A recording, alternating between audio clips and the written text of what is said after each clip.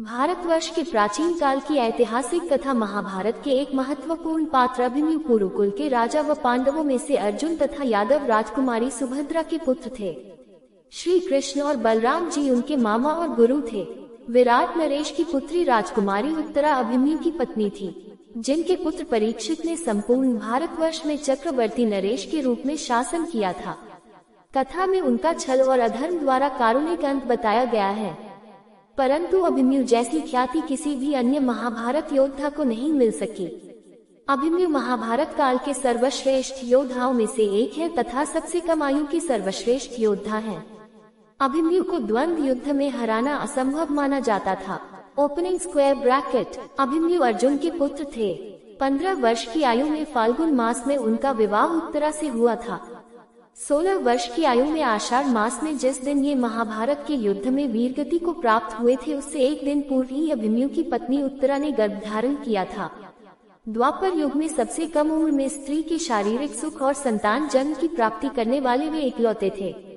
अभिमन्यु महाभारत के नायक अर्जुन और सुभद्रा, जो बलराम व कृष्ण की बहन थी, के पुत्र थे। उन्हें चंद्र देवता का पुत्र भी माना जाता है। धारणा है कि समस्त देवताओं ने अपने पुत्रों को अवतार के रूप में धरती पर भेजा था, परंतु चंद्रदेव ने कहा कि वे अपने पुत्र का वियोग सहन नहीं कर सकते, अतः उनके पुत्र को मानव योनि में मात्र 16 वर्ष की आयु दी जाए। अभिमन्यु का बाल्यकाल अपनी ननिहाल द्वारका में ही बीता। उनका विवाह महाराज विराट की पुत्री उत्तरा और बलराम की पुत्री वत्सला से हुआ। अभिमन्यु के पुत्र परीक्षित, जिसका जन्म अभिमन्यु के मृत्योपरांत हुआ, कुरुवंश के एकमात्र जीवित सदस्य पुरुष थे, जिन्होंने युद्ध की समाप्ति के पश्चात पांडव वंश को आगे बढ़ाया। अभिमन्यु एक असाधारण योद्धा थे। उन्होंने कौरव पक्ष की व्यूह रचना, जिसे चक्रव्यूह कहा जाता था, के 7 में से 6 द्वार भेद दिए थे। कथानुसार अभिमन्यु ने अपनी माता की कोख में रहते ही अर्जुन के मुख से चक्रव्यूह भेदन का रहस्य जान लिया था, पर सुभद्रा के बीच में ही निद्रामग्न होने से वे व्यूह से बाहर आने की विधि नहीं सुन पाए थे। अभिमन्यु की मृत्यु का कारण जयद्रथ था, जिसने अन्य पांडवों को व्यूह में प्रवेश करने से रोक दिया था। संभवतः इसी का लाभ उठाकर व्यूह के अंतिम चरण में कौरव पक्ष के सभी महारथी युद्ध के मानदंडों को भुलाकर उस बालक पर टूट पड़े, क्योंकि कोई भी कौरव पक्ष का योद्धा द्वंद्व युद्ध में अभिमन्यु को पराजित नहीं कर सके थे। भगवान बलराम जी के रौद्र धनुष के सामने कोई भी योद्धा, चाहे वो कर्ण, द्रोणाचार्य, कृपाचार्य, अश्वत्थामा या दुर्योधन, कोई भी अभिमन्यु के सामने टिक नहीं सके थे।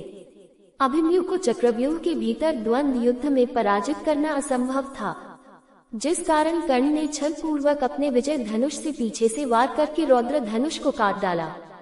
क्रोधित अभिमन्यु कुछ समझ पाते उतने में ही उनके रथ को द्रोणाचार्य ने प्रहार किया।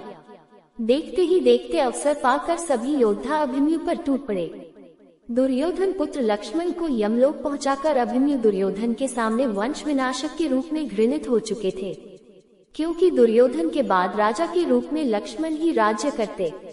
ऐसी स्थिति में सभी कौरव महारथी के क्रोध, छल और अधर्म का सामना अभिमन्यु को करना पड़ा, जिस कारण उसने वीरगति प्राप्त की। परंतु फिर भी अभिमन्यु ने अंत तक धर्म का त्याग नहीं किया। मामा श्री कृष्ण का एक नाम रणछोड़ भी है, परंतु अभिमन्यु की शिक्षा में उनके बड़े मामा श्री बलराम की शिक्षा अधिक दिखाई प्रतीत होती है।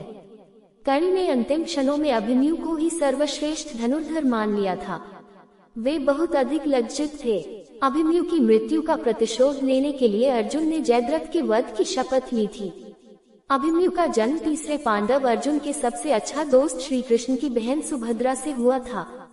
पांडवों के पासा का खेल हारने के बाद द्रौपदी के साथ सभी पांडवों को 13 साल के लिए वनवास भेज दिया गया था। इस अवधि के दौरान सुभद्रा अपने भाइयों के साथ द्वारका में रही, जहां उन्होंने अपने परिवार के सदस्यों के साथ अभिमन्यु की परवरिश की। उन्हें प्रद्युम्न, बलराम और कृष्ण द्वारा हथियारों और युद्ध में प्रशिक्षित किया गया था। अभिमन्यु को बलराम ने रौद्र धनुष दिया था।